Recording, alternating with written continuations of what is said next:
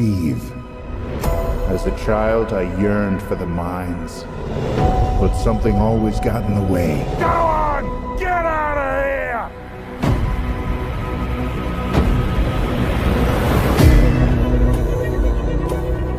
But the call of the mines was too strong. So one day, I started digging and digging until I found this. A wonderland where anything you can imagine is possible. As long as what you imagine can be built out of blocks. Atta boy!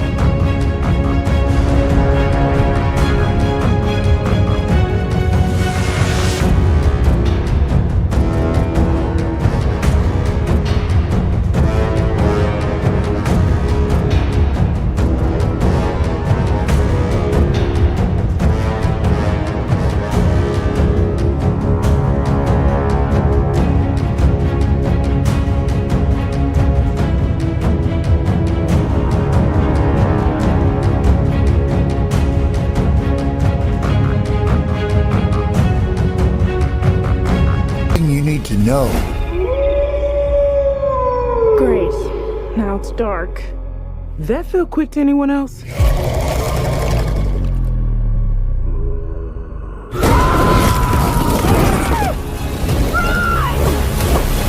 In a world crafted block by block, peace shattered when a monstrous corruption spreads across the biomes, twisting nature, spawning powerful mobs, and tearing village apart.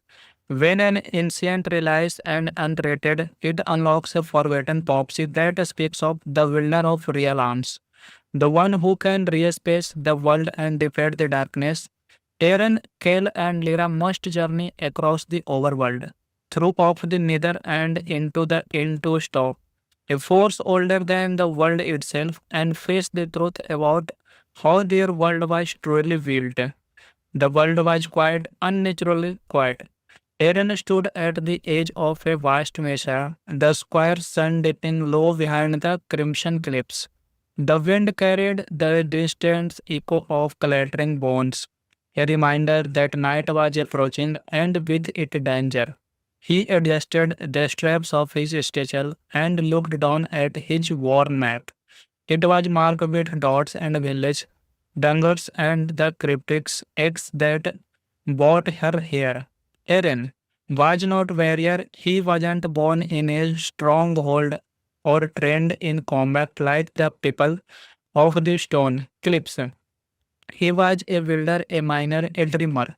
His childhood had been spent shaping mustards into majestic halls, collecting cobwebs until his pockets were full of his imagination empty. But tonight something was different. Something had woken up in the land.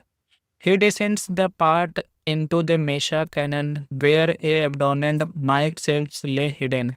Behind vines, he had heard rumors in the village of White Root, whispers of shadowed shapes in the night, and and moved like smoke, quite fast deadly. Holding a torch high, Aaron entered the shaft. The wooden beam, bare splintered and old, Minecraft track twisted through the dark, and coves clung to the spelling of ghostly hand. He stepped carefully. Every creak beneath his feet made his heart pound. Then ahead he saw it. A chamber cut in the smooth black stone, unlike anything he had never seen. Ancient runes glowly faint along the walls, purple pulsing at the center of a floating cube. However, above a pedestal, translucent humming softly, as though it breathed. What is this? Arena whispered. He reached out. The moment his finger brushed the cube, the chamber exploded with light. The air rose as its earth itself cried out. Aaron stumbled back. Shielding his eyes, the cube pulsed once and vanished. The silence. But it wasn't over. The wall began to shift, crack, spilled stone. A whole low rumbling echoed from deep below. Aaron turned and ran behind him. The ground collapsed into the void. He barely escaped as the mine collapsed into darkness. Gasping, he looked back at the cannon. It wasn't just a cave in something beneath the world has stripped. Back in Whiteroot, the villagers had begun to notice strange changes. Fields were dying overnight. Crops would not grow, animals became aggressive, and then one morning a house was found, half swallowed by the elder called the corruption, a bag mox-like growth that pulsed and spreads, eating through wood, stone every night. The priest tried cleansing it, nothing worked. Aaron returned that day, second dusty and quiet. He met Carl, the wandering warrior from the snowland at the edge of corrupted field. Carl was tall, strong, his armor edged with snowflake singles. He watched Arian approach with a raised brow. Carl, you look like you saw a ghost. Aaron, nodding. Worse, I saw something alive, something ancient. Carl didn't smile. Tell me. So Aaron did. The clamber, the cube, the voices was whispered in his mind after the light. The wilder awakeness, they had said, the real me arouse, restore the balance or will fall. Carl closed his arm. You need to speak Lyra. The travel to spells where Lyra, a virulent portion monster and makes, lived in a tower that twisted like a grossing vine. Her portion glowed in jars hanging more trees, and the air always smells of sugarcane and they neither want. Lyra was young but powerful. She knew enchantment long forgotten, and she studied the ancient builder, the one who shaped the world before time was counted.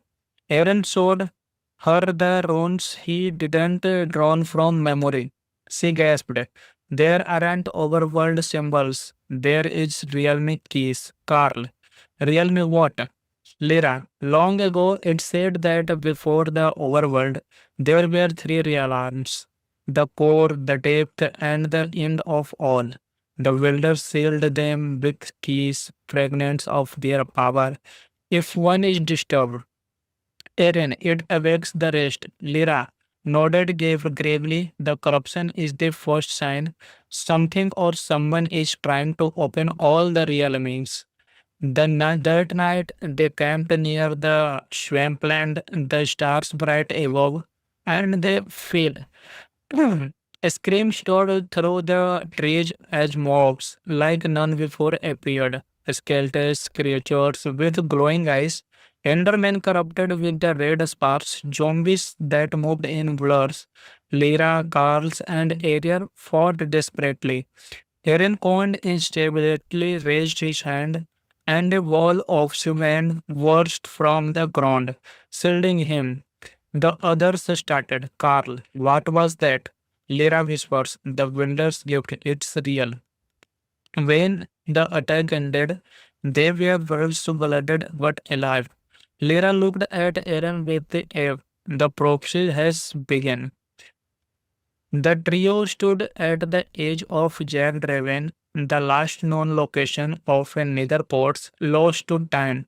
Thunder rumbled overhead as Carl adjusted, the sword strapped across his back. Carl, are we sure this is the right place? Lyra studying her glowing map. The corruption spreads through weak points between real arms. The needle is next. Arian looking down, the let's finish what we started. With torches lit, they climbed into the ravine wind, following through cracks in the stone. Deep below, hidden behind moss-covered obsidian, they uncovered the ruined portal broke, ancient but intact enough to repair. As Aaron placed the final obsidian block, Lyra whispered as initiation and lit the flint. Purple fire roared off the life. For a moment, none of them moved. The swirling portal pulsed, humming with unstable energy. Carl grinning, after you, Wilder, and one by one they stepped through. They emerged into the nether land or fire as chaos. Hit, hit, hit them like a wall, magma bubbled beneath their feet. Ghosts howled in the distance. The nether was no longer as they knew it. Black stone tower roses like claws, and floating above a lava lake stood a massive bastion remnant, not broken like those from the stories, but fully restored, glowing with crimsons and gold. Ariel whispered, "That's not natural." Lyra eyes narrowing. "It's been rebuilt, someone or something. He climbed it." They made their ways across shoals and valleys and crimson forests, avenging pingless and hostile mobs that had grown muted large and more violent. Inside the bastion, they found massive doors engraved with strange symbols, the same runes Arian had seen in the Mesa chamber. And in the central hall, atop a throne neither sat a penguin worldwide with glowing red eyes. But he wasn't alone. A figure cloaked in shadow stood behind him, tall, inhuman, pulsing with black energy. It stopped without moving. The realm shall merge, the corruption will rise. You cannot stop what has already begun. Aaron's mark, a faint symbol glowing on his arm, flared with light. The figure required the builder's awakeness, the world fight back. Suddenly the western shock. Explosions tore through the walls, lava erupted. Carls grabbed Arian's run. The race through crumbling bridges and collapsing halls, the pinglings, confused and panicked, fought among themselves. Lyra unleashed a position of swiftness, and Carl cut through halls and corpses, Arian foxing hard, willing a path of walls from beneath their feet. They leapt through the portal seconds before the bastion collapsed into the lava, taking the world wide and shadow with it. Back in the overload, there are three lay painting in the grass under a sky now stained with strange streaks of purple lightning. Erin, they know we are coming, Lyra, and they are afraid. Call. So we hit them before they hit us. In dream that night, Aaron saw a face, not a man, not a mob, but something ancient, a being made of stars and gold, floating above a sea nothing. Watcher voice echoing in his mind. You are chosen builder. You are the key to balance. The corruption seeks the real arms. You must close the gate. Aaron, how? By finding the other fragments, the end stairs, and the deep beds, you must choose the way to go. Aaron bobbed its sweat dripping down his brow. Two paths lay ahead, the end where the stairs whispered, the deep where the silence devoted sound. He turned to Lyra and Carl. Aaron, we go underground, the deep first. Equipped with enhancement armor, portion of night vision, and courage in their hearts, the trio set off towards the ancient cities, the deep dark. They passed through caves, fought waves and skeletons, avoided traps, and finally they arrived at the edge of silence. Everything was dark, no mobs, no wind, only the faint, eerie hum of the cells. Lyra whispered, "Be quiet, even sound can kill down here." They lit no torches, using soul light instead. Each step echoed. In the heart of the city, atop a pedestals, they saw it, the second realm key. Just and Aaron touched it, a low of deep roll shook the stone. The warden had awakened. Darkness consumed the ancient city. Aaron's fingers had barely brushed seconds realm key. Then the temperature dropped, not in heat, but in spirit, and ancient gold rolled through the stone's walls, and the torches flickered. They died. Carl whispering, "Don't move."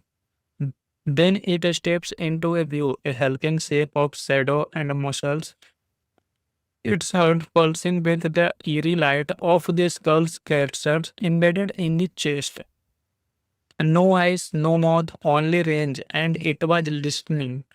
Lyra quickly tossed a snowball towards the far end of the room. It landed with a sharp crack.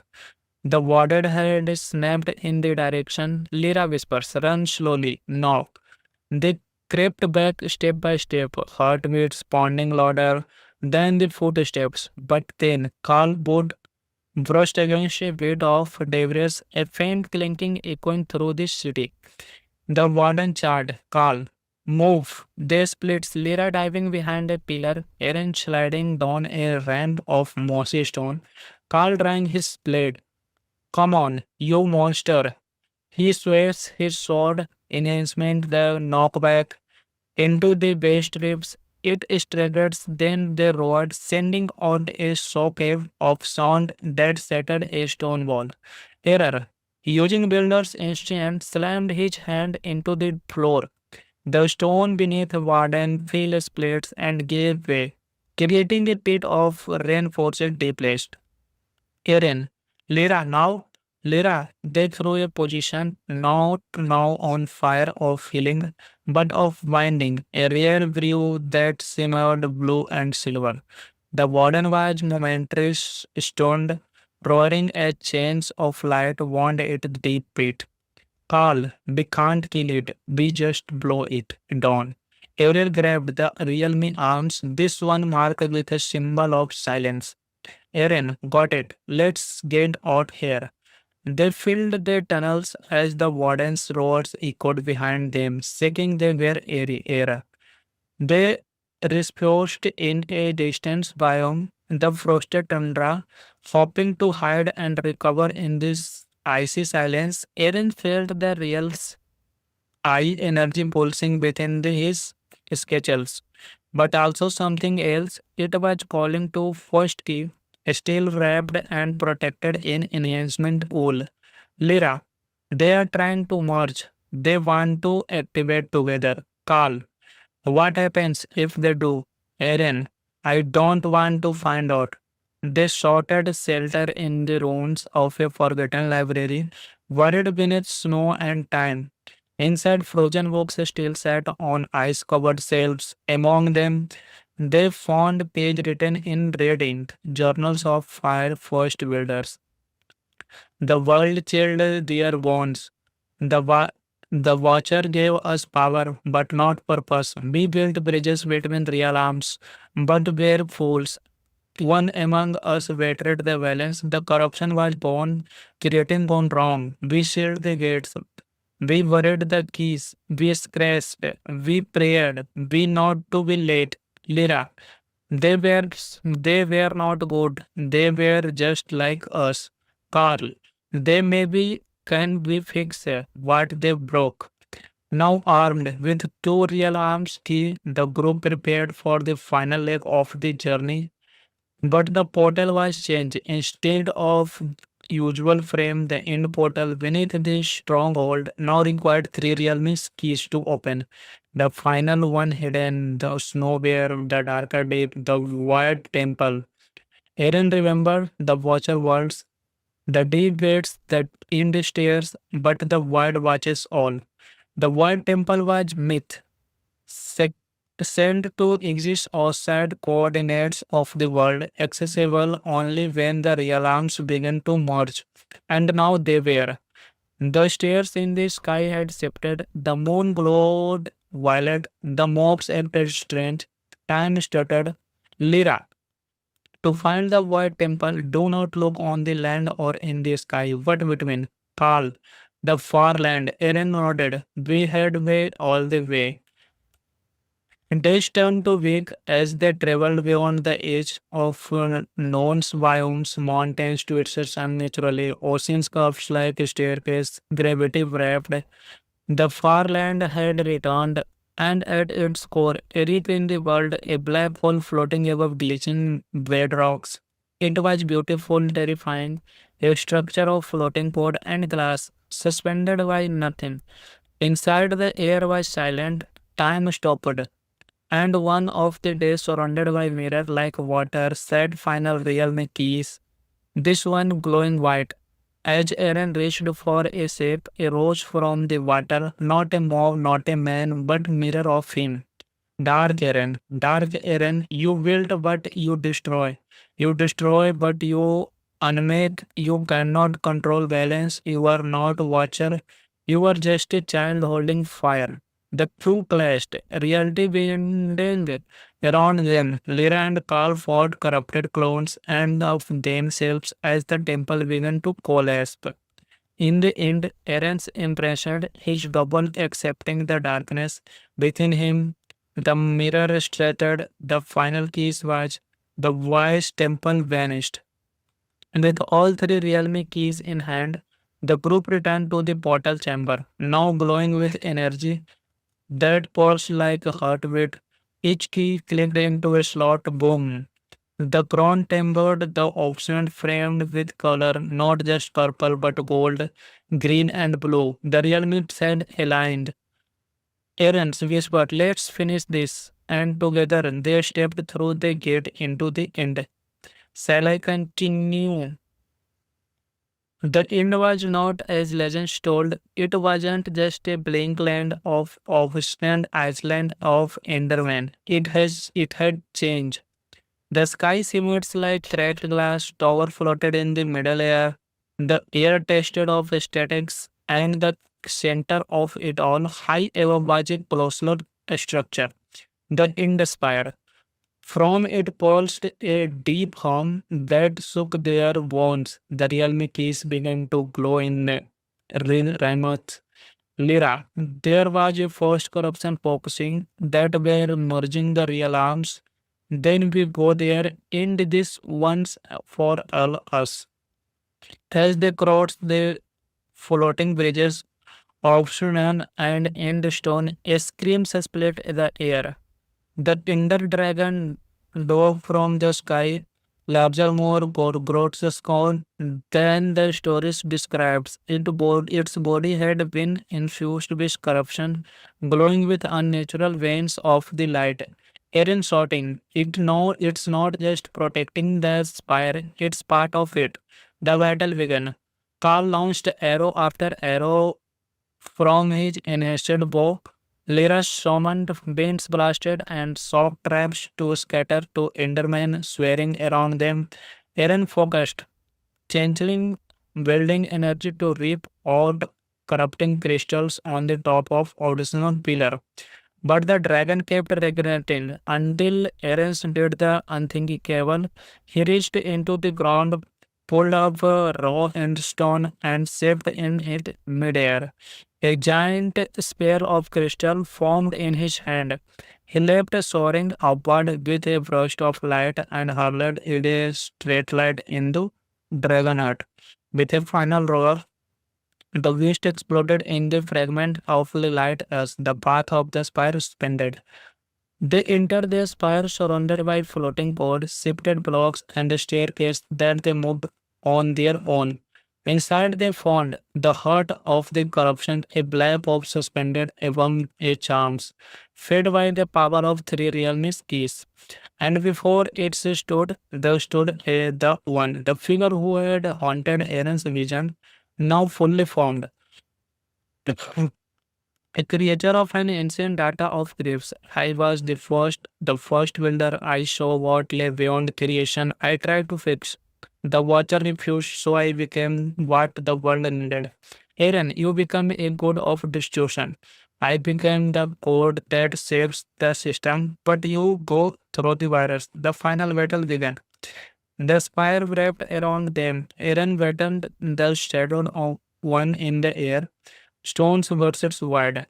Light versus darkness. Carl and Lyra held off waves corrupted mobs using the realm's keys like artifacts, one summoning storms, another creating wall of time frozen space. You cannot save this world, made it. But Aaron Rodgers, in a world crafted block by block, peace shattered when a monstrous corruption spreads across the biomes, twisting nature, spawning powerful mobs, and tearing village apart. When an ancient realized and unrated, it unlocks a forgotten prophecy that speaks of the wielder of real arms, the one who can re-space the world and defeat the darkness. Aaron, Kale, and Lyra must journey across the overworld, through of the nether and into the into stop, a force older than the world itself, and face the truth about how their world was truly built. The world was quiet, unnaturally quiet. Aaron stood at the edge of a vast mesa, the square sun dipping low behind the crimson cliffs. The wind carried the distant echo of clattering bones, a reminder that night was approaching and with it danger. He adjusted the straps of his satchel and looked down at his worn map. It was marked with dots and village, dangers and the cryptic X that brought her here. Eren was not warrior, he wasn't born in a stronghold or trained in combat like the people of the stone cliffs. He was a builder, a miner, a dreamer. His childhood had been spent shaping must huts into majestic halls, collecting cobwebs until his pockets were full of his imagination empty. But tonight something was different. Something had woken up in the land. He descends the path into the Mesha Canyon where a abandoned mic shelves lay hidden behind vines. He had heard rumors in the village of White Root, whispers of shadowed shapes in the night, and mobs and moved like smoke, quite fast, deadly. Holding a torch high, Aaron entered the shaft. The wooden beam, bare, splintered, and old, Minecraft track twisted through the dark, and coves clung to the spelling of ghostly hand. He stepped carefully. Every creak beneath his feet made his heart pound. Then ahead he saw it. A chamber cut in the smooth black stone, unlike anything he had never seen. Ancient runes glowly faint along the walls, purple pulsing at the center of a floating cube. However, above a pedestal, translucent humming softly, as though it breathed. "What is this?" Arena whispered. He reached out. The moment his finger brushed the cube, the chamber exploded with light.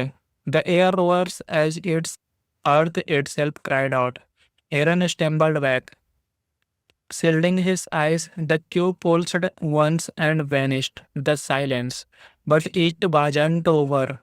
The wall began to shift, cracked, spilled stone. A hollow rumbling echoed from deep below. Aaron turned and ran behind him. The ground collapsed into the void. He barely escaped as the mine collapsed into darkness. Gasping, he looked back at the cannon. It wasn't just a cave in something beneath the world has stripped. Back in White Root, the villagers had begun to notice strange changes. Fields were dying overnight. Crops would not grow, animals became aggressive, and then one morning a house was found, half swallowed by the elder called the corruption, a bag marks like growth that pulsed and spreads, eating through wood, stone every night. The priest tried cleansing it, nothing worked. Aaron returned that day, second dusty and quiet. He met Carl, the wandering warrior from the snowland at the edge of corrupted field. Carl was tall, strong, his armor edged with snowflake singles. He watched Arian approach with a raised brow. "Carl, you look like you saw a ghost." Aaron, nodding. "Worse, I saw something alive, something ancient."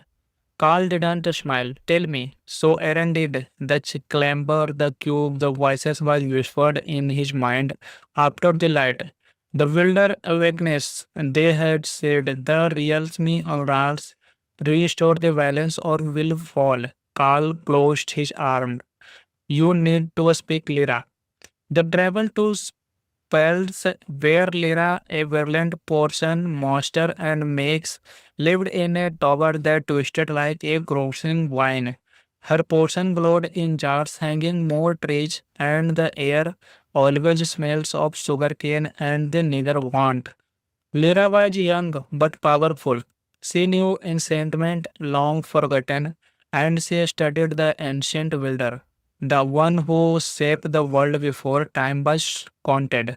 Aaron showed her the runes he didn't drawn from memory. She gasped. There aren't overworld symbols. There is realm keys. Carl. Realm what? Lyra. Long ago it said that before the overworld there were three realms. The core, the depth, and the end of all. The builders sealed them with keys, fragments of their power. If one is disturbed, Aaron, it awakes the rest. Lyra nodded gravely. The corruption is the first sign. Something or someone is trying to open all the real means. That night, they camped near the swampland, the stars bright above, and they fell. A scream soared through the trees as mobs, like none before appeared. Skeletons, creatures with glowing eyes, Endermen corrupted with the red sparks, zombies that moved in blurs. Lyra, Carls, and Ariel fought desperately. Eren Cohen instability raised his hand, and a wall of cement burst from the ground, shielding him. The others started. Carl, what was that? Lyra whispers, the winder's gift, it's real.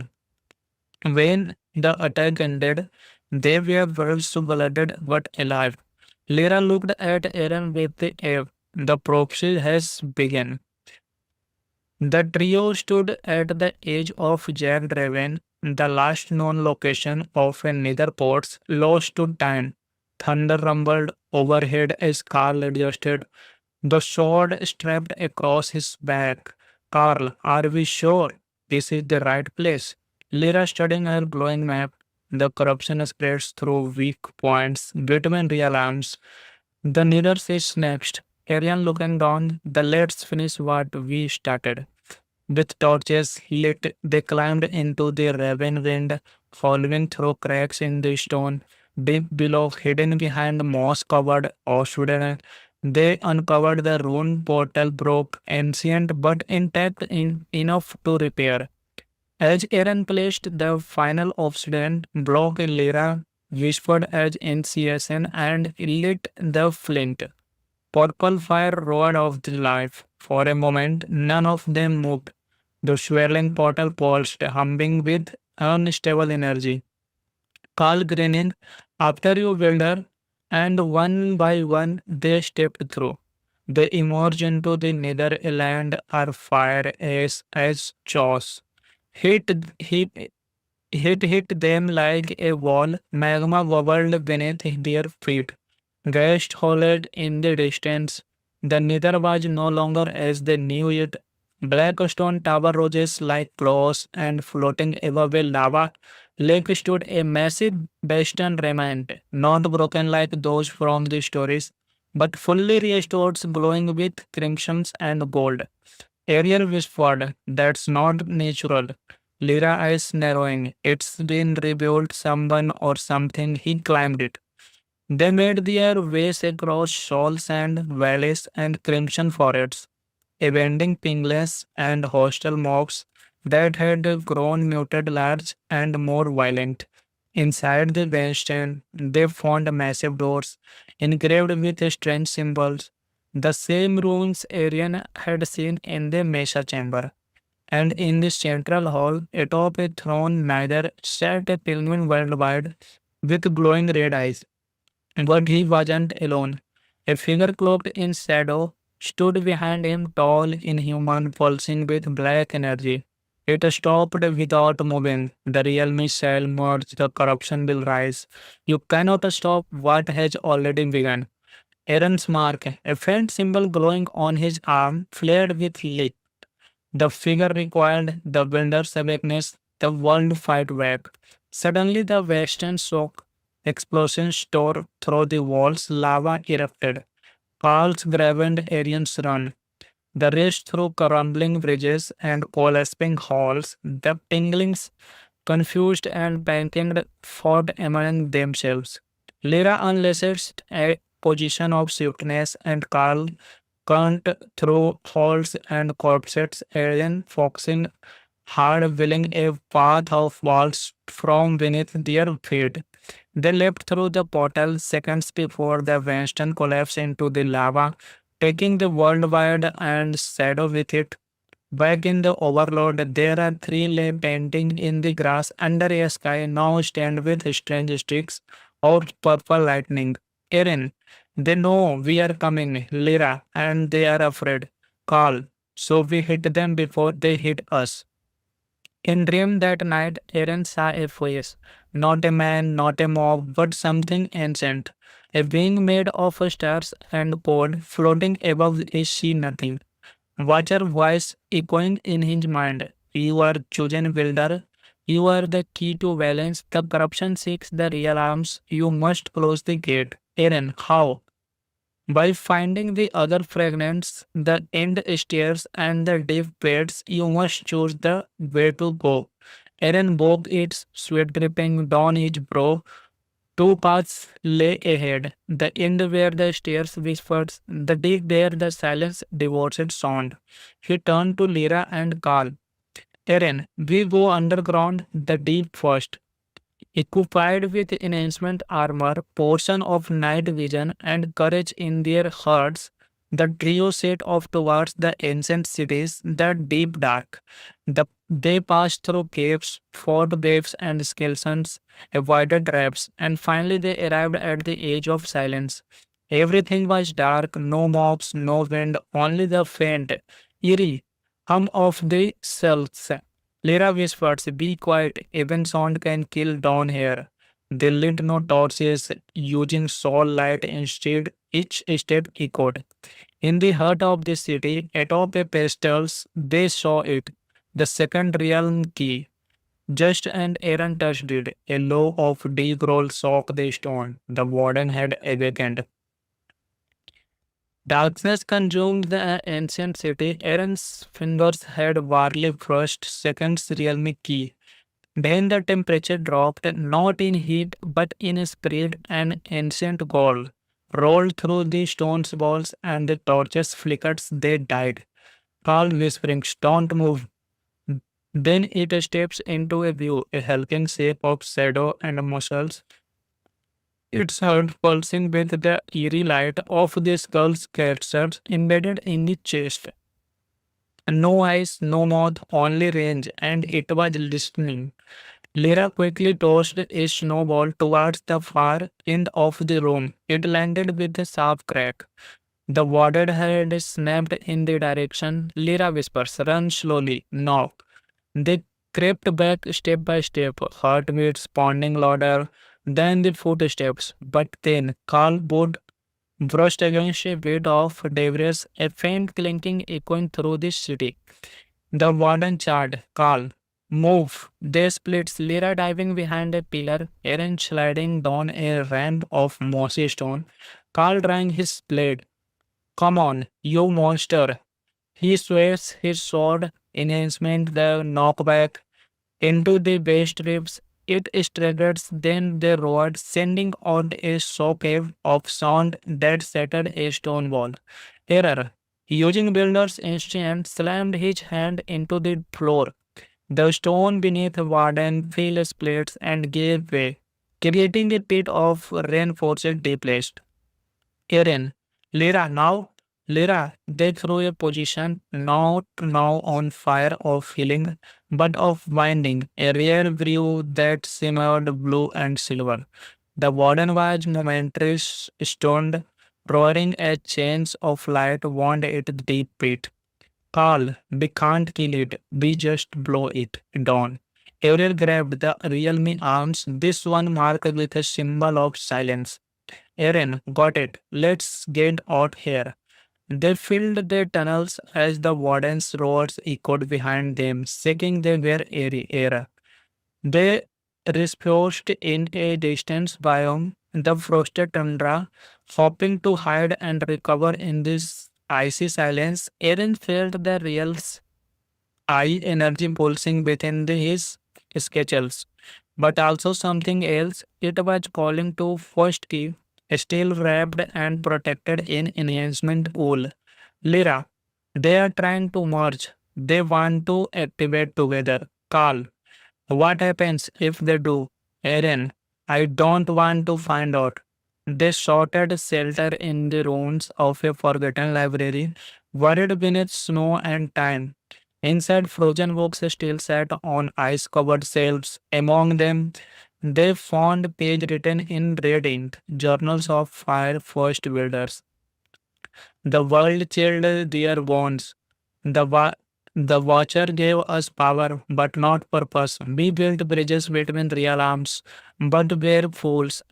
One among us betrayed the balance. The corruption was born, creating gone wrong. We sealed the gates. We buried the keys. We scratched. We prayed. We not to be late. Lyra. They were they were not good. They were just like us. Carl. They maybe can we fix what they broke. Now armed with two real arms, the group prepared for the final leg of the journey. But the portal was changed. Instead of usual frame, the end portal beneath the stronghold now required three realms keys to open. The final one hidden, the snow bear, the darker deep, the void temple. Eren remembered the watcher worlds, the deep waits that end stairs, but the void watches all. The void temple was myth, sec- said to exist outside coordinates of the world, accessible only when the realms began to merge. And now they were. The stars in the sky had shifted, the moon glowed violet, the mobs acted strange, time stuttered. Lyra. To find the void temple, do not look on the land or in the sky, but between. Carl. The far land. Eren nodded. We had made all the way.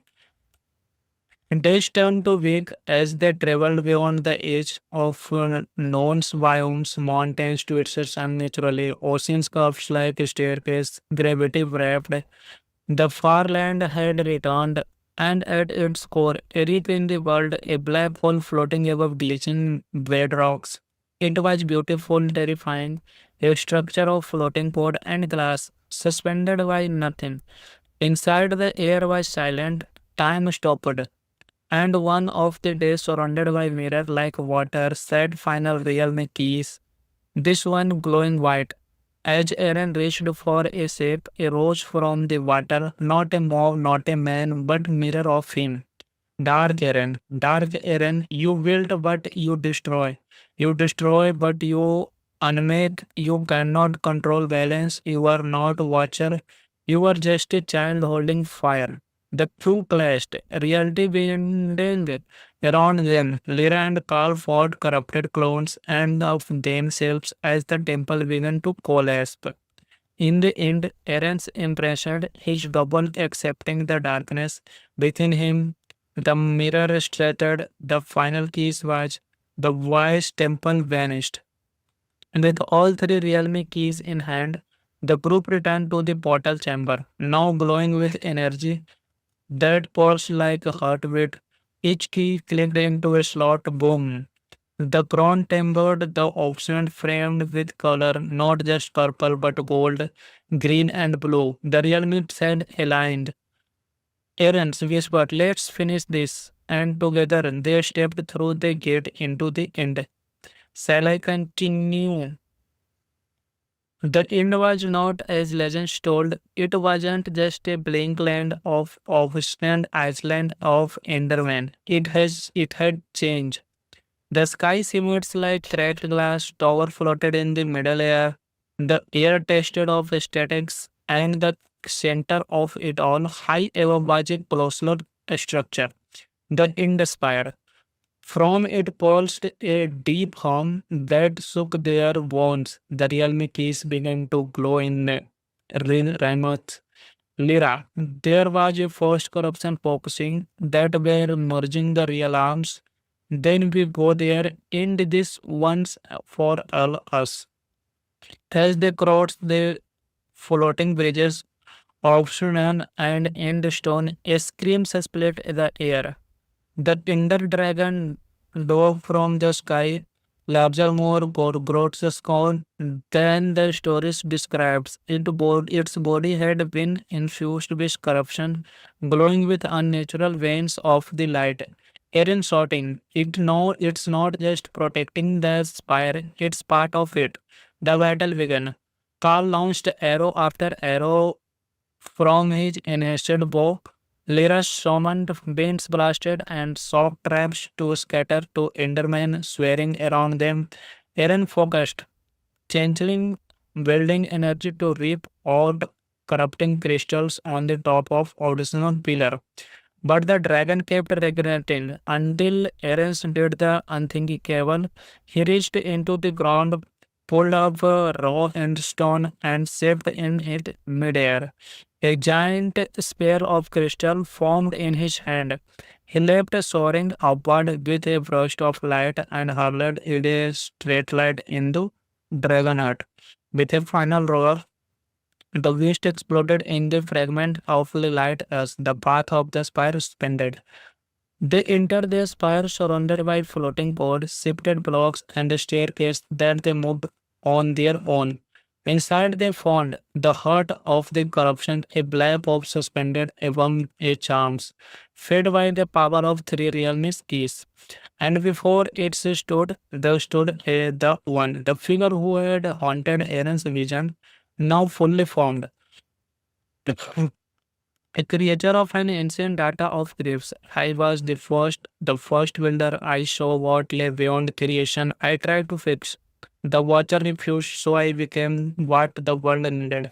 Eren, you become a god of destruction. I became the code that saves the system, but you go through the virus. The final battle began. The spire wrapped around them. Eren battled the shadow of one in the air. Stones versus wide. Light versus darkness. Carl and Lyra held off waves, corrupted mobs, using the realms keys like artifacts, one summoning storms, another creating wall of time frozen space. You cannot save this world, made it. But Eren roses again. In a world crafted block by block, peace shattered when a monstrous corruption spreads across the biomes, twisting nature, spawning powerful mobs, and tearing village apart. When an ancient realized and unrated, it unlocks a forgotten prophecy that speaks of the wielder of real arms, the one who can re-space the world and defeat the darkness.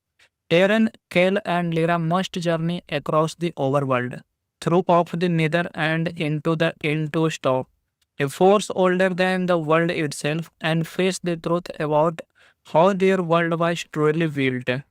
The world was quiet, unnaturally quiet. Eren stood at the edge of a vast mesa, the square sun dipping low behind the crimson cliffs. The wind carried the distant echo of clattering bones, a reminder that night was approaching and with it danger. He adjusted the straps of his satchel and looked down at his worn map. It was marked with dots and village, dangers, and the cryptic X that brought her here. Eren was not warrior. He wasn't born in a stronghold or trained in combat like the people of the stone cliffs. He was a builder, a miner, a dreamer. His childhood had been spent shaping must huts into majestic halls, collecting cobwebs until his pockets were full of his imagination empty. But tonight something was different. Something had woken up in the land. He descends the path into the Mesa Canyon where a abandoned mic shelves lay hidden behind vines. He had heard rumors in the village of White Road, whispers of shadowed shapes in the night, and mobs and moved like smoke. quite fast, deadly. Holding a torch high, Aaron entered the shaft. The wooden beam, bare, splintered, and old. Minecraft track twisted through the dark, and Pops clung to the spelling of ghostly hand. He stepped carefully. Every creak beneath his feet made his heart pound. Then ahead he saw it. A chamber cut in the smooth black stone, unlike anything he had never seen. Ancient runes glowed faint along the walls, purple pulsing at the center of a floating cube. However, above a pedestal's translucent humming softly, as though it breathed. What is this? Arena whispered. He reached out. The moment his finger brushed the cube, the chamber exploded with light. The air rose as its earth itself cried out. Aaron stumbled back. Shielding his eyes, the cube pulsed once and vanished. The silence. But it wasn't over. The wall began to shift, cracked, spilled stone. A hollow rumbling echoed from deep below. Aaron turned and ran behind him. The ground collapsed into the void. He barely escaped as the mine collapsed into darkness. Gasping, he looked back at the cannon. It wasn't just a cave in something beneath the world has stripped. Back in Whiteroot, the villagers had begun to notice strange changes. Fields were dying overnight. Crops would not grow, animals became aggressive, and then one morning a house was found, half swallowed by the elder called the corruption, a bag mox like growth that pulsed and spreads, eating through wood, stone every night. The priest tried cleansing it, nothing worked. Aaron returned that day, second dusty and quiet. He met Carl, the wandering warrior from the snowland at the edge of corrupted field. Carl was tall, strong, his armor edged with snowflake singles. He watched Arian approach with a raised brow. Carl, you look like you saw a ghost. Aaron, nodding. Worse, I saw something alive, something ancient. Carl didn't smile. Tell me. So Aaron did. The clamber, the cube, the voices was whispered in his mind after the light. The wilder awakeness, they had said, the real me arouse, restore the balance or will fall. Carl closed his arm. You need to speak Lyra. The travel to spells where Lyra, a virulent poison monster and makes, lived in a tower that twisted like a grossing vine. Her potion glowed in jars hanging more trees, and the air always smells of sugarcane and the neither want. Lyra was young but powerful. She knew enchantment long forgotten, and she studied the ancient builder, the one who shaped the world before time was counted. Aaron showed her the runes he didn't drawn from memory. She gasped. There aren't overworld symbols. There is realm keys. Carl. Realm what? Lyra. Long ago it said that before the overworld there were three realms. The core, the depth, and the end of all. The builders sealed them with keys, fragments of their power. If one is disturbed, Aaron, it awakes the rest. Lyra nodded gravely. The corruption is the first sign. Something or someone is trying to open all the realms. That night, they camped near the swampland, the stars bright above, and they fell.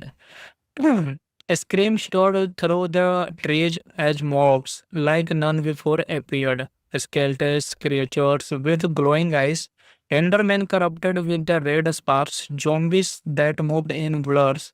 Lyra, Carls, and Ariel fought desperately. Aaron Cohen instability raised his hand, and a wall of cement burst from the ground, shielding him. The others started. Carl, what was that? Lyra whispers, the winder's gift, it's real. When the attack ended, they were blooded but alive. Lyra looked at Aaron with the air. The prophecy has begun. The trio stood at the edge of Jagged Ravine, the last known location of a Netherport's lost to time. Thunder rumbled overhead as Carl adjusted the sword strapped across his back. Carl, are we sure this is the right place? Lyra studying her glowing map. The corruption spreads through weak points between real arms. The needle is next. Arian looking down, the let's finish what we started. With torches lit, they climbed into the ravine wind, following through cracks in the stone. Deep below, hidden behind moss-covered obsidian, they uncovered the rune portal broke, ancient but intact enough to repair. As Aaron placed the final obsidian block, Lyra whispered as initiation and lit the flint. Purple fire roared off the life. For a moment, none of them moved. The swirling portal pulsed, humming with unstable energy. Carl grinning, after you, Wilder, and one by one they stepped through. They emerged into the Netherland are fire as jaws. Hit, hit, hit them like a wall, magma bubbled beneath their feet. Ghost hollered in the distance. The nether was no longer as they knew it. Black stone tower roses like claws, and floating above a lava lake stood a massive bastion remnant, not broken like those from the stories, but fully restored, glowing with crimsons and gold. Ariel whispered, "That's not natural." Lyra eyes narrowing. "It's been rebuilt, someone or something. He climbed it." They made their ways across shoals and valleys and crimson forests, avenging pingless and hostile mobs that had grown muted large and more violent. Inside the bastion, they found massive doors engraved with strange symbols, the same runes Arian had seen in the Mesa chamber. And in the central hall, atop a throne neither sat a penguin worldwide with glowing red eyes. But he wasn't alone. A figure cloaked in shadow stood behind him, tall, inhuman, pulsing with black energy. It stopped without moving. The realm shall merge, the corruption will rise. You cannot stop what has already begun. Aaron's mark, a faint symbol glowing on his arm, flared with light. The figure required the builder's awakeness, the world fight back. Suddenly the western shook. Explosions tore through the walls, lava erupted. Carls grabbed Arian's run. The race through crumbling bridges and collapsing halls, the pinglings, confused and panicked, fought among themselves. Lyra unleashed a position of swiftness, and Carl cunned through halls and corpses, Arian foxing hard, willing a path of walls from beneath their feet. They leapt through the portal seconds before the bastion collapsed into the lava, taking the world wide and shadow with it.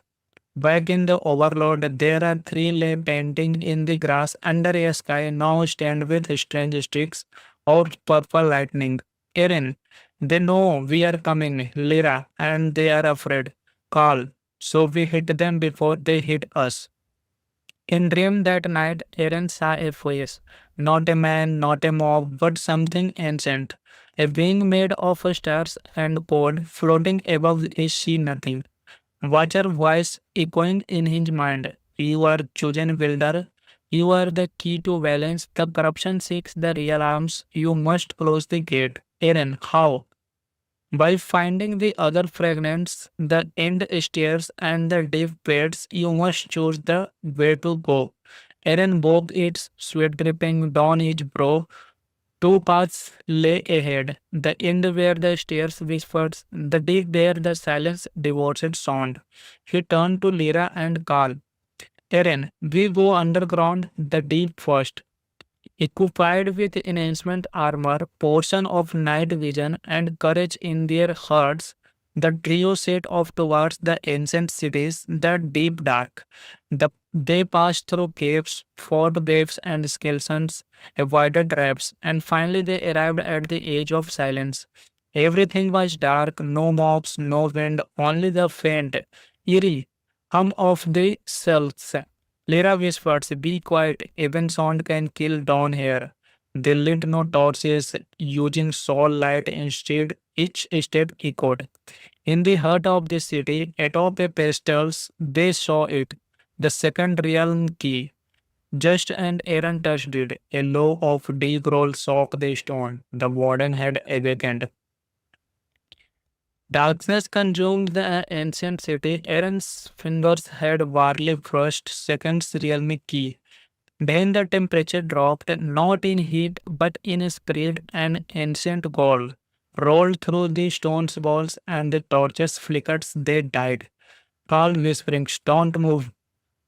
Then it steps into a view, a hulking shape of shadow and muscles, its heart pulsing with the eerie light of the skull's characters embedded in the chest. No eyes, no mouth, only range, and it was listening. Lyra quickly tossed a snowball towards the far end of the room. It landed with a sharp crack. The warden had snapped in the direction. Lyra whispers, run slowly, now. They crept back step by step, heartbeats pounding louder than the footsteps. But then Carl boot brushed against a bit of debris, a faint clinking echoing through the city. The warden charged. Carl, move. They split, Lyra diving behind a pillar, Aaron sliding down a ramp of mossy stone. Carl drawing his blade. Come on, you monster. He sways his sword enhancement the knockback into the waist ribs. It struggles, then they roared, sending out a shockwave of sound that shattered a stone wall. Error. Using Builder's instinct, slammed his hand into the floor. The stone beneath Warden fell splits and gave way, creating a pit of reinforced displaced. Aaron, Lyra, now? Lyra, they threw a position not now on fire of healing, but of binding, a rare brew that shimmered blue and silver. The warden was momentarily stunned, roaring as chains of light wound its deep pit. Carl, we can't kill it, we just blow it down. Ariel grabbed the realme arms, this one marked with a symbol of silence. Aaron, got it. Let's get out here. They filled their tunnels as the warden's roars echoed behind them, shaking their airy air. They reposed in a distant biome, the frosted tundra, hoping to hide and recover in this icy silence. Aaron felt the real's eye energy pulsing within his sketches, but also something else. It was calling to first key, still wrapped and protected in enhancement wool. Lyra, they are trying to merge. They want to activate together. Carl, what happens if they do? Aaron, I don't want to find out. They shouted shelter in the ruins of a forgotten library, buried beneath snow and time. Inside, frozen books still sat on ice covered shelves. Among them, they found pages written in red ink, journals of fire first builders. The world chilled their bones. The Watcher gave us power, but not purpose. We built bridges between real arms, but were fools. One among us betrayed the balance. The corruption was born, creating gone wrong. We sealed the gates. We buried the keys. We scratched. We prayed. We not to be late. Lyra. They were they were not good. They were just like us. Carl. They maybe can we fix what they broke. Now armed with two real arms, the group prepared for the final leg of the journey.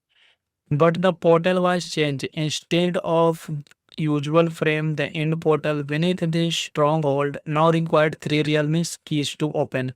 The final one hidden, the snow bear, the darker deep, the void temple. Aaron remembered the watcher words, the deep waits that end stairs, but the void watches all.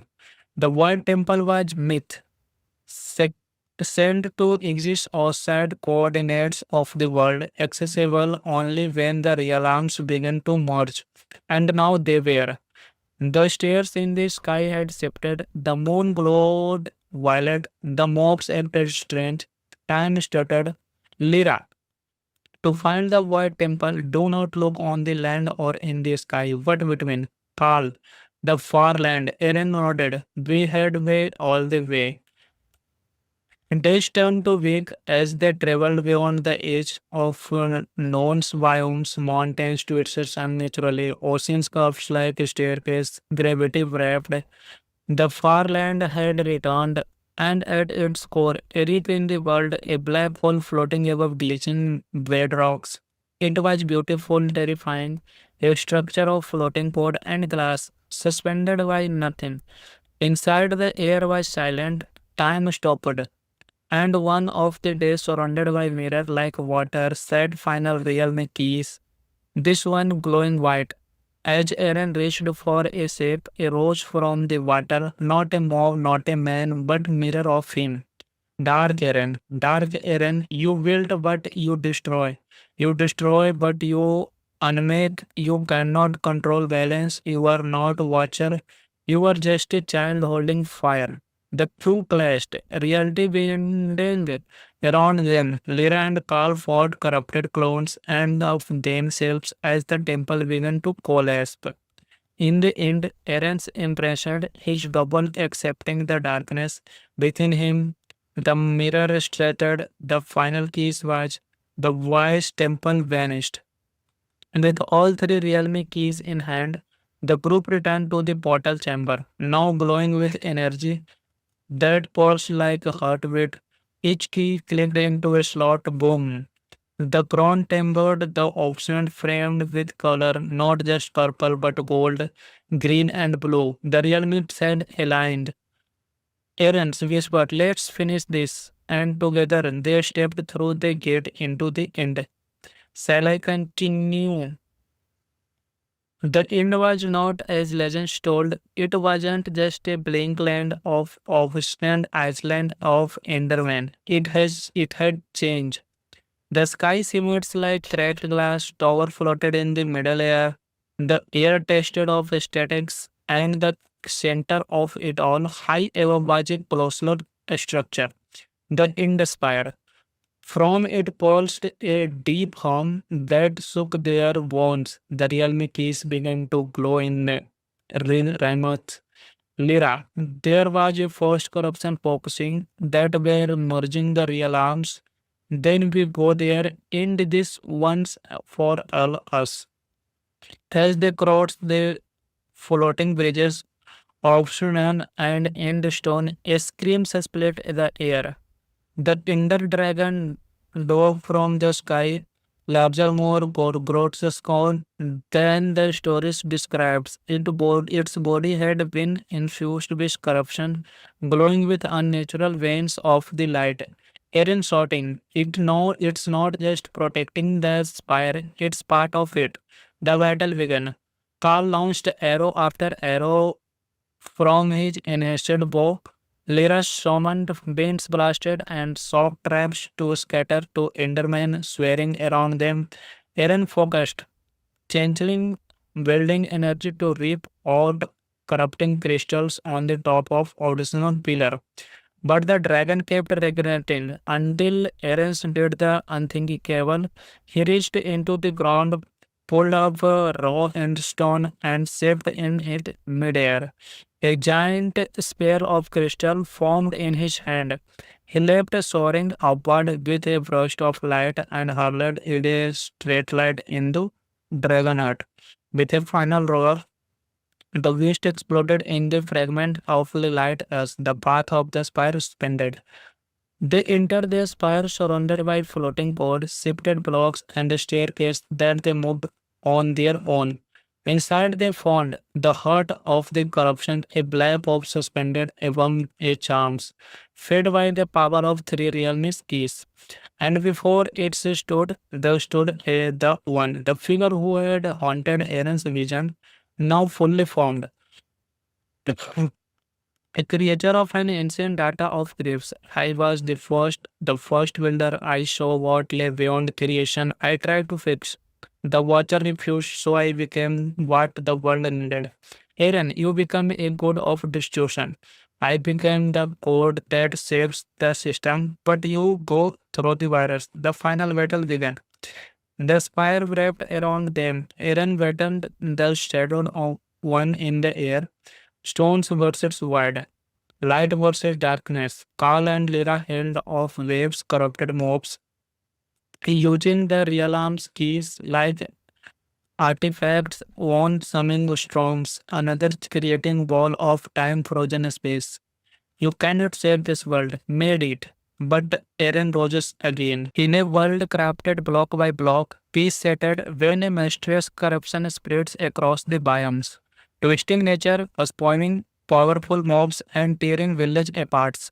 When an ancient realized and unrated, it unlocks a forgotten prophecy that speaks of the wielder of real arms, the one who can re-space the world and defeat the darkness. Aaron, Kale, and Lyra must journey across the overworld, through of the nether and into the into stop, a force older than the world itself, and face the truth about how their world was truly built. The world was quiet, unnaturally quiet. Aaron stood at the edge of a vast mesa, the square sun dipping low behind the crimson cliffs. The wind carried the distant echo of clattering bones, a reminder that night was approaching and with it danger. He adjusted the straps of his satchel and looked down at his worn map. It was marked with dots and village, dangers, and the cryptic X that brought her here. Aaron was not warrior. He wasn't born in a stronghold or trained in combat like the people of the stone cliffs. He was a builder, a miner, a dreamer. His childhood had been spent shaping must huts into majestic halls, collecting cobwebs until his pockets were full of his imagination empty.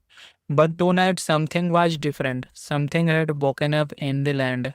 He descends the path into the Mesa Canyon where a abandoned mic shelves lay hidden behind vines. He had heard rumors in the village of White Root, whispers of shadowed shapes in the night, and mobs and moved like smoke, quite fast, deadly.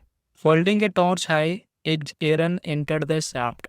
The wooden beam, bare, splintered, and old, Minecraft track twisted through the dark, and Pops clung to the spelling of ghostly hand. He stepped carefully. Every creak beneath his feet made his heart pound. Then ahead he saw it. A chamber cut in the smooth black stone, unlike anything he had never seen. Ancient runes glowly faint along the walls, purple pulsing at the center of a floating cube. However, above a pedestal, translucent humming softly, as though it breathed. "What is this?" Arena whispered. He reached out. The moment his finger brushed the cube, the chamber exploded with light. The air rose as its earth itself cried out. Aaron stumbled back. Shielding his eyes, the cube pulsed once and vanished. The silence. But it wasn't over. The wall began to shift, cracked, spilled stone. A hollow rumbling echoed from deep below. Aaron turned and ran behind him. The ground collapsed into the void. He barely escaped as the mine collapsed into darkness. Gasping, he looked back at the cannon. It wasn't just a cave in something beneath the world has stripped. Back in White Root, the villagers had begun to notice strange changes. Fields were dying overnight. Crops would not grow, animals became aggressive, and then one morning a house was found, half swallowed by the elder called the corruption, a bag marks like growth that pulsed and spreads, eating through wood, stone every night. The priest tried cleansing it, nothing worked. Aaron returned that day, second dusty and quiet. He met Carl, the wandering warrior from the snowland at the edge of corrupted field. Carl was tall, strong, his armor edged with snowflake singles. He watched Arian approach with a raised brow. "Carl, You look like you saw a ghost. Eren, nodding. Worse, I saw something alive, something ancient. Carl didn't smile. Tell me. So Eren did. The clamber, the cube, the voices was whispered in his mind after the light. The wilder awakeness, they had said, the reals me arouse, restore the balance or will fall. Carl closed his arm. You need to speak Lyra. The travel to Spells where Lyra, a virulent poison monster and makes, lived in a tower that twisted like a grossing vine. Her potion glowed in jars hanging more trees, and the air always smells of sugarcane and the neither want. Lyra was young but powerful. She knew enchantment long forgotten, and she studied the ancient builder, the one who shaped the world before time was counted. Aaron showed her the runes he didn't drawn from memory. She gasped. There aren't overworld symbols. There is realm keys. Carl. Realm what? Lyra. Long ago it said that before the overworld there were three realms. The core, the depth, and the end of all. The builders sealed them with keys, fragments of their power. If one is disturbed, Eren, it awakes the rest. Lyra nodded gravely. The corruption is the first sign. Something or someone is trying to open all the realms. That night, they camped near the swampland, the stars bright above, and they fell. A scream soared through the trees as mobs, like none before appeared. Skeletons, creatures with glowing eyes, Endermen corrupted with the red sparks, zombies that moved in blurs. Lyra, Carls, and Ariel fought desperately. Eren coined instability raised his hand, and a wall of cement burst from the ground, shielding him. The others started. Carl, what was that? Lyra whispers, the winder's gift, it's real. When the attack ended, they were wolves blooded but alive. Lyra looked at Eren with the air. The prophecy has begun.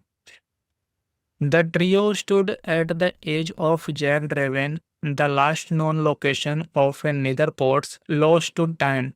Thunder rumbled overhead as Carl adjusted, the sword strapped across his back. Carl, are we sure this is the right place? Lyra studying her glowing map. The corruption spreads through weak points between real arms. The needles is next. Arian looking down, the let's finish what we started. With torches lit, they climbed into the raven wind, following through cracks in the stone. Deep below, hidden behind moss-covered obsidian, they uncovered the rune portal broke, ancient but intact enough to repair.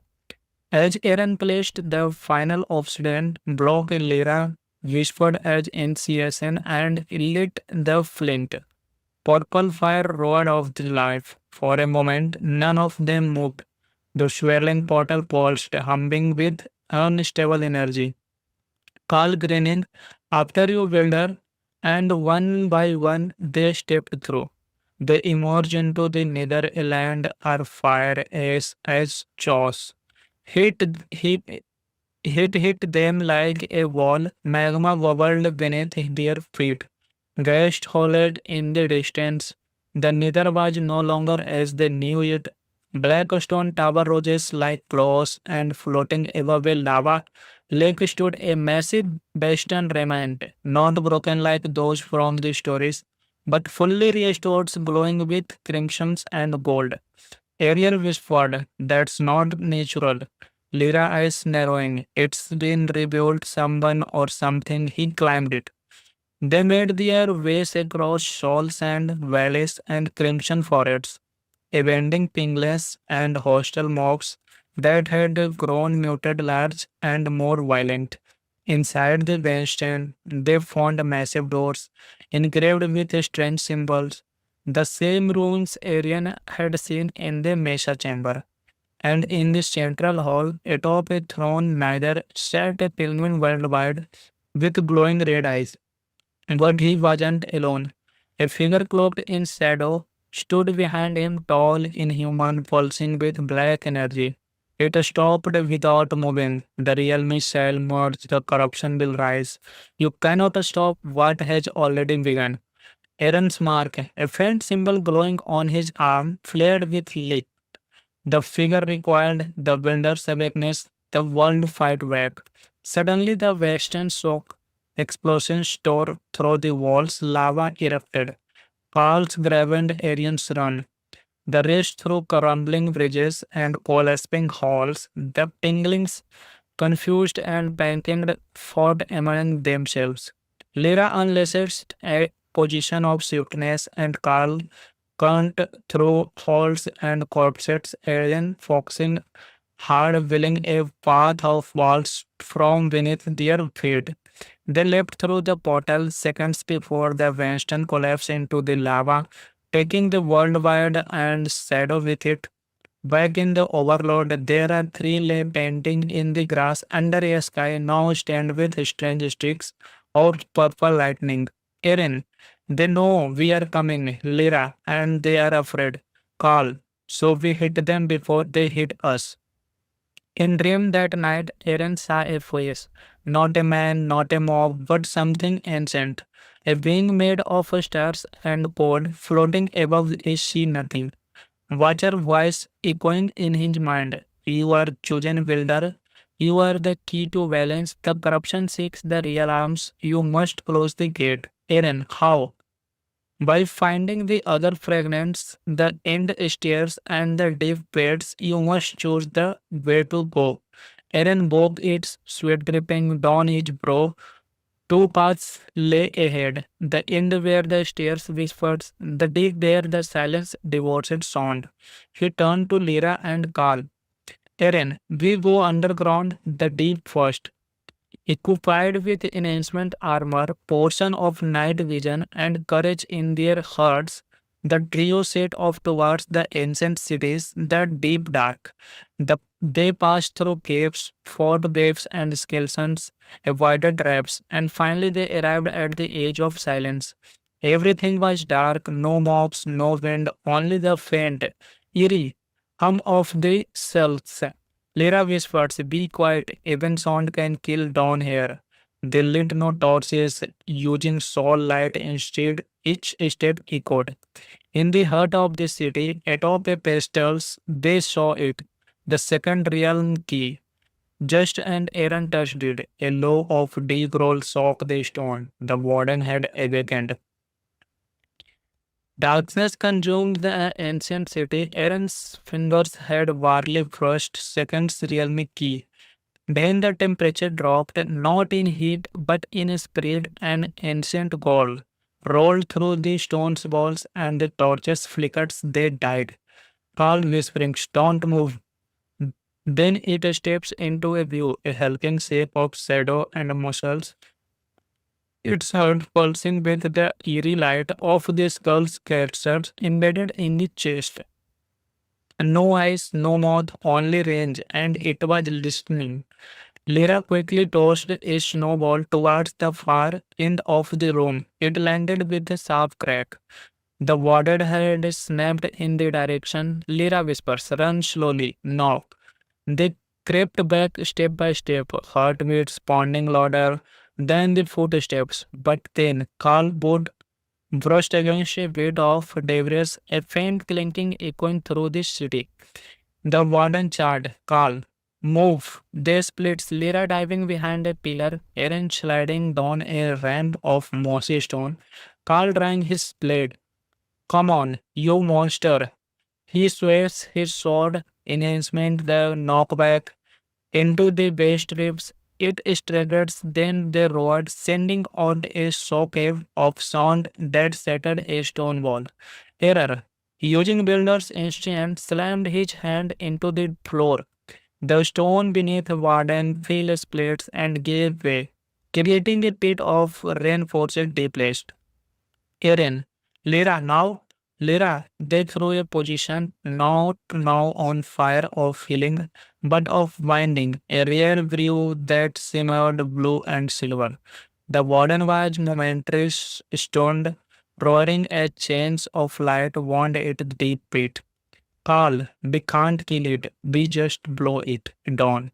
Ariel grabbed the realme arms, this one marked with a symbol of silence. Eren, got it. Let's get out here. They filled their tunnels as the warden's roars echoed behind them, shaking their airy air. They reposed in a distant biome, the frosted tundra, hoping to hide and recover in this icy silence. Eren felt the real eye energy pulsing within his sketches, but also something else. It was calling to first key, still wrapped and protected in enhancement wool. Lyra, they are trying to merge. They want to activate together. Carl, what happens if they do? Eren, I don't want to find out. They shouted shelter in the ruins of a forgotten library, buried beneath snow and time. Inside, frozen books still sat on ice covered shelves. Among them, they found pages written in red ink, journals of fire first builders. The world chilled their bones. The, wa- the Watcher gave us power, but not purpose. We built bridges between real arms, but were fools. One among us betrayed the balance. The corruption was born, creating gone wrong. We sealed the gates. We buried the keys. We scratched. We prayed. We not to be late. Lyra.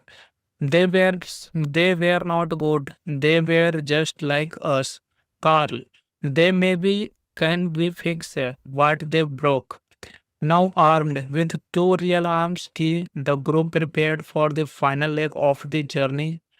But the portal was changed. Instead of usual frame, the end portal beneath the stronghold now required three realms keys to open. The final one hidden, the snow bear, the darker deep, the void temple. Eren remembered the watcher words, the deep waits that end stairs, but the void watches all. The void temple was myth, sec- said to exist outside coordinates of the world, accessible only when the real arms began to merge. And now they were.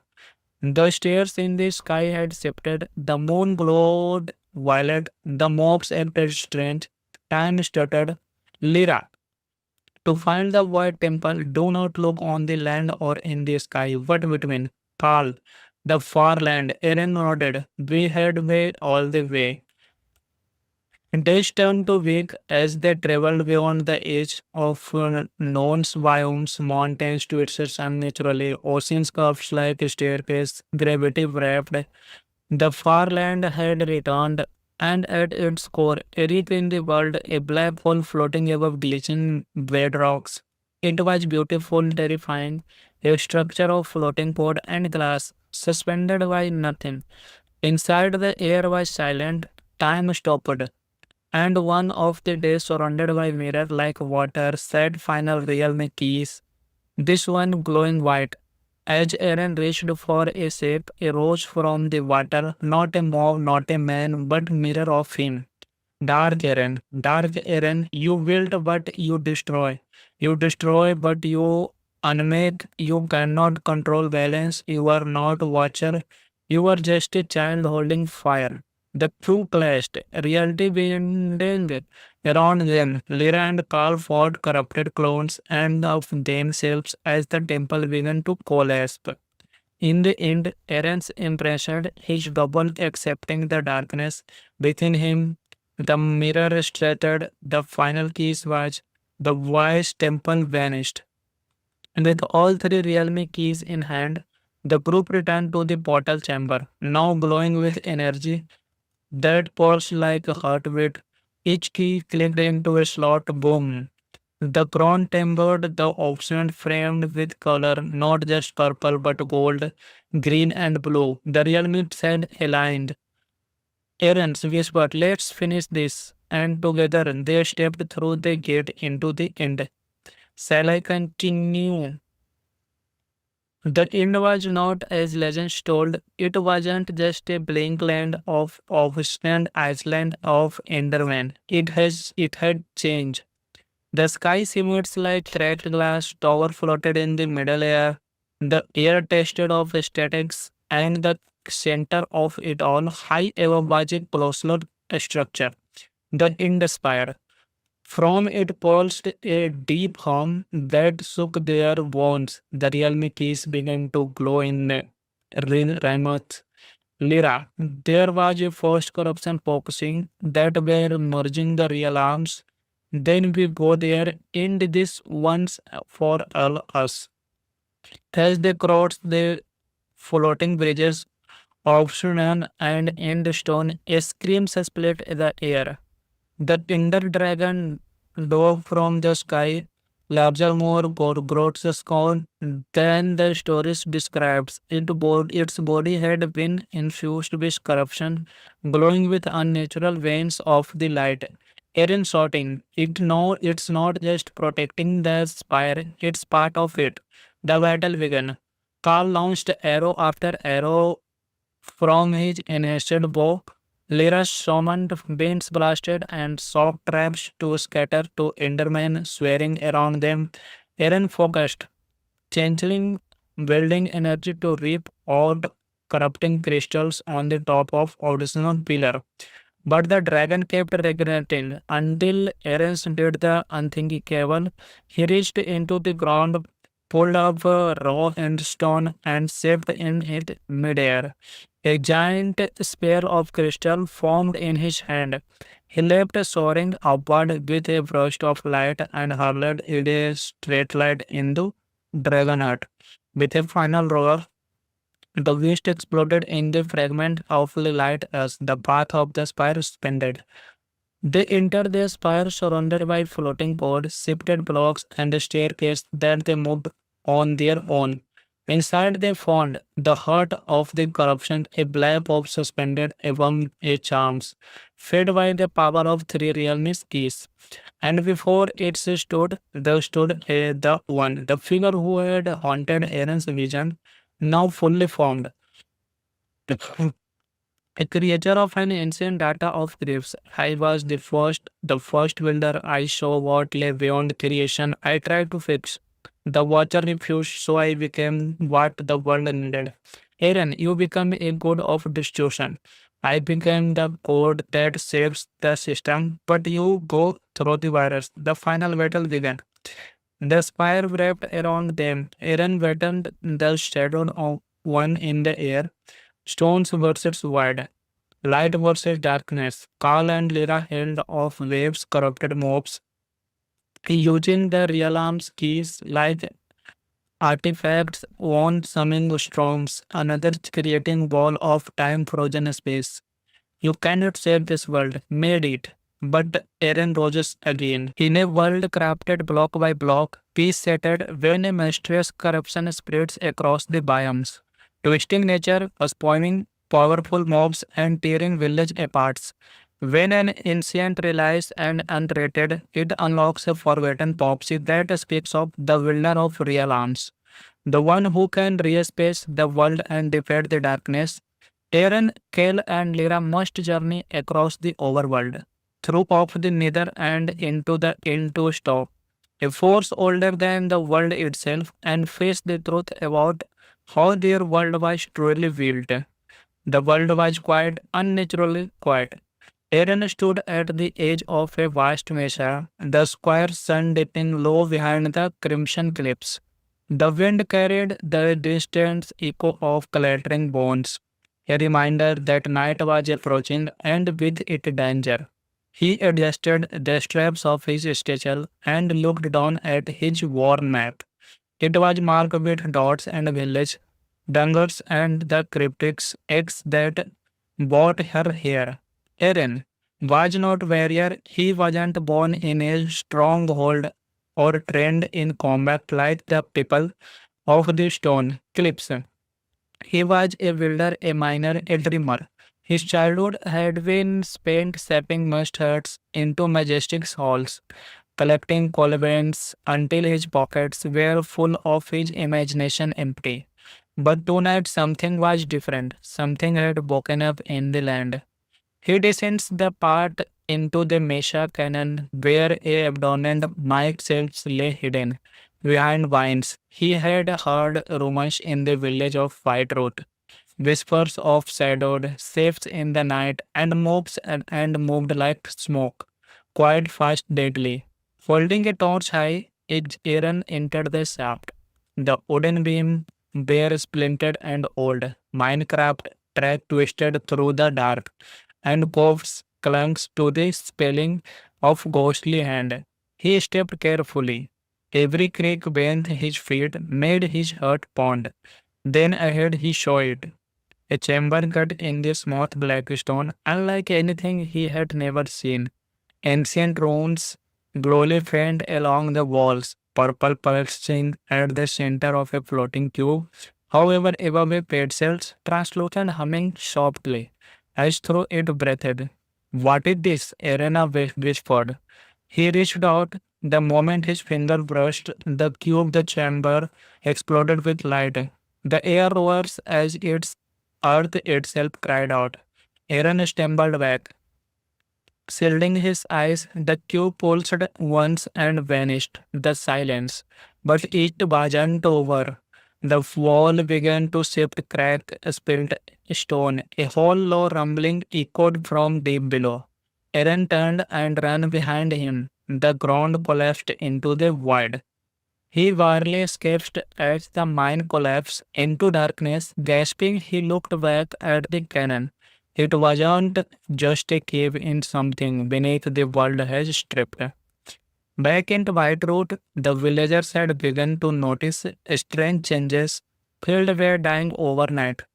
Crops would not grow, animals became aggressive, and then one morning a house was found, half swallowed by the elder called the corruption, a bag mox like growth that pulsed and spreads, eating through wood, stone every night. The priest tried cleansing it, nothing worked. Aaron returned that day, second dusty and quiet. He met Carl, the wandering warrior from the snowland at the edge of corrupted field. Carl was tall, strong, his armor edged with snowflake singles. He watched Arian approach with a raised brow.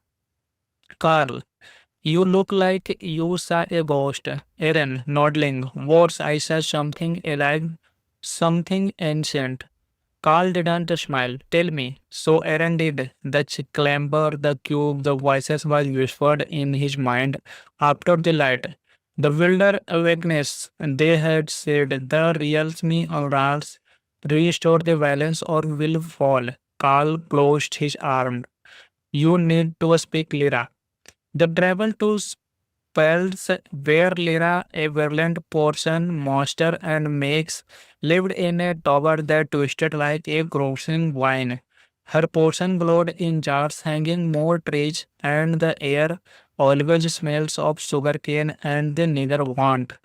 Lyra was young but powerful. She knew enchantment long forgotten, and she studied the ancient builder, the one who shaped the world before time was counted. Aaron showed her the runes he didn't draw from memory. She gasped. There aren't overworld symbols. There is realm keys. Carl. Realm what? Lyra. Long ago it said that before the overworld there were three realms. The core, the depth, and the end of all. The builders sealed them with keys, fragments of their power. If one is disturbed, Aaron, it awakes the rest. Lyra nodded gravely. The corruption is the first sign. Something or someone is trying to open all the realms. That night, they camped near the swampland, the stars bright above, and they fell. A scream soared through the trees as mobs, like none before appeared. Skeletons, creatures with glowing eyes, Endermen corrupted with the red sparks, zombies that moved in blurs. Lyra, Carls, and Ariel fought desperately. Aaron Cohen instability raised his hand, and a wall of cement burst from the ground, shielding him. The others started. Carl, what was that? Lyra whispers, the winter's gift, it's real. When the attack ended, they were blooded but alive. Lyra looked at Eren with the air. The prophecy has begun. The trio stood at the edge of Jagged Raven, the last known location of a netherport's lost to time. Thunder rumbled overhead as Carl adjusted, the sword strapped across his back. Carl, are we sure this is the right place? Lyra studying her glowing map. The corruption spreads through weak points between real arms. The neither is next. Arian looking down, the let's finish what we started. With torches lit, they climbed into the raven wind, following through cracks in the stone. Deep below, hidden behind moss-covered obsidian, they uncovered the rune portal broke, ancient but intact enough to repair. As Eren placed the final obsidian block, Lyra whispered as initiation and lit the flint. Purple fire roared off the life. For a moment, none of them moved. The swirling portal pulsed, humming with unstable energy. Carl grinning, after you, Wilder, and one by one they stepped through. They emerged into the Netherland, our fire as jaws. Hit, hit, hit them like a wall, magma bubbled beneath their feet. Ghosts howled in the distance. The nether was no longer as they knew it. Black stone tower roses like claws, and floating above a lava lake stood a massive bastion remnant, not broken like those from the stories, but fully restored, glowing with crimsons and gold. Ariel whispered, "That's not natural." Lyra eyes narrowing. "It's been rebuilt, someone or something. He climbed it." They made their ways across shoals and valleys and crimson forests, avenging pingless and hostile mobs that had grown muted large and more violent. Inside the bastion, they found massive doors engraved with strange symbols, the same runes Arian had seen in the Mesa chamber. And in the central hall, atop a Unfortunately, you're learning skills the wrong way. The cycle of passive learning, watching, reading, and hoping something will stick, doesn't really lead to mastery. But here's the good news. There is a faster, more effective way to learn. In this video, we're going to break down the science of learning and give you proven, research-backed techniques that can help you pick up new skills in record time. Whether you want to learn to play the guitar, speak a new language, or master a sport, these methods will get you there faster. Let's start by addressing the most common mistake people make when trying to learn something new. Relying too much on passive learning. It's easy to fall into the trap of watching hours of tutorials or reading book after book, thinking you're making progress. But here's the hard truth. Passive learning is a trap. It feels productive, but it's an illusion. When you sit back and absorb content without applying it, your brain isn't really doing the work. It's just storing information, not turning it into practical, usable knowledge. Have you ever watched a tutorial, thought you totally understood it, but then struggled to apply it? That's because you didn't engage with the material deeply enough. Real learning happens when you step out of your comfort zone and take action. Think about the last time you truly learned something difficult. Was it while rewinding and watching the same tutorial for the 5th time? Or was it when you had to figure something out on your own, maybe even made a few mistakes along the way? It was the second one, right? That's the idea of desirable difficulty. Your brain doesn't grow when learning feels easy. It's the struggle, the mistakes, the problem solving. That's when real growth happens. It's uncomfortable. But it's also 10 times more powerful than passive learning. Now let's dig deeper into this idea of desirable difficulty. It might sound strange, but when learning feels hard, your brain is actually growing and strengthening. This is a key point most people miss. When something feels too easy, your brain doesn't feel the need to change. It's like going to the gym and lifting weights that are too light. You won't get stronger because your muscles aren't being challenged. But when you face difficulty, when things don't come easy, your brain kicks into gear. It starts forming new neural connections. That's how you learn. And that's why learning something new often feels frustrating. It's because your brain is working hard to adapt to new information and build pathways. You might wonder, why make learning harder on purpose? Here's why. Difficulty forces the brain to engage deeply with the material. It triggers what scientists call deeper processing. So the next time you feel frustrated while learning, know that it's a sign you're actually growing. Now let's talk about one of the most powerful techniques in learning, active recall. You've probably heard the saying, practice makes perfect. But let's challenge that a bit.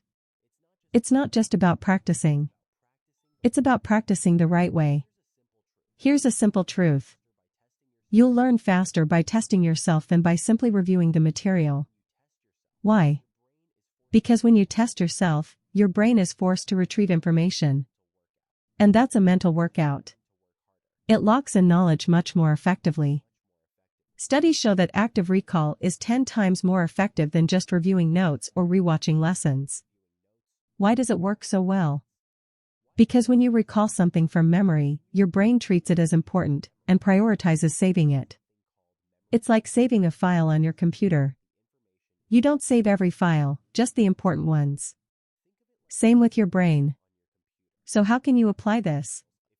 If you're learning guitar, after learning a chord, look away from the chart and see if you can play it from memory.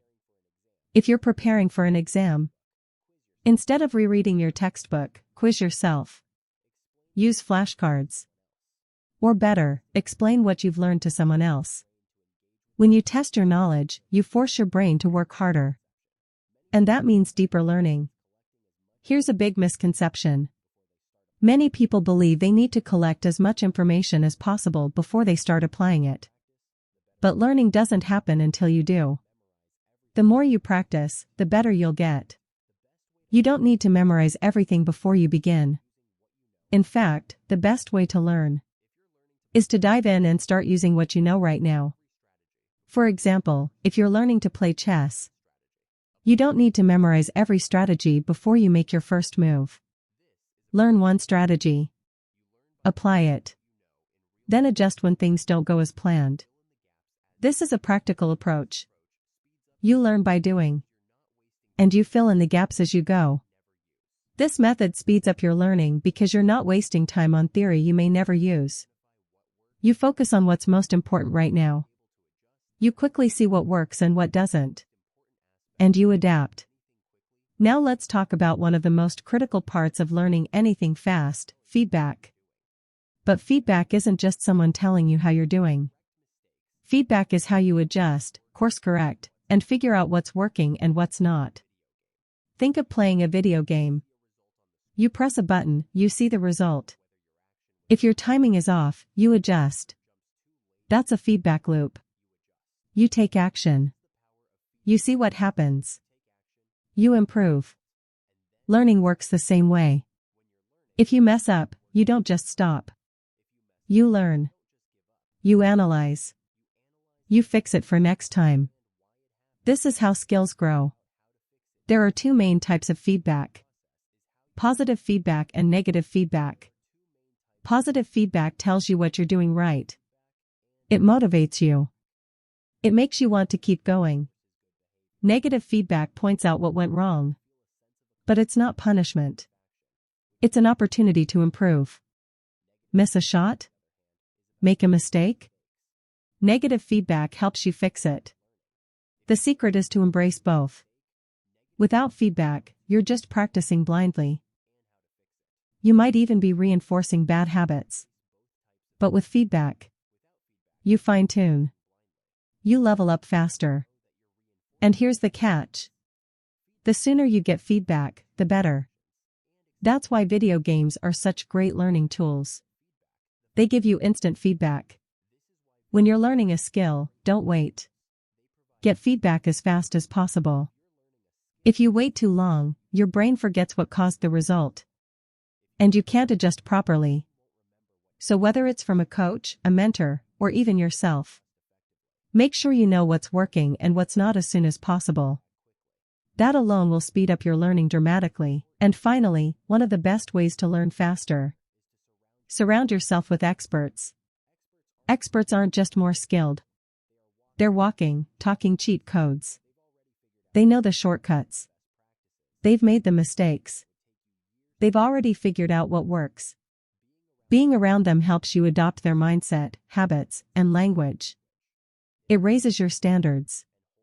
They can also give you powerful feedback. The kind that helps you avoid wasting time repeating the same errors. And here's something interesting. When you're around people better than you, your brain wants to catch up. It pushes you to grow. That's the power of being around high achievers. Use these principles, and you'll be learning faster than you ever thought possible. The key isn't to work harder. It's to work smarter. So start now. And watch your skills take off.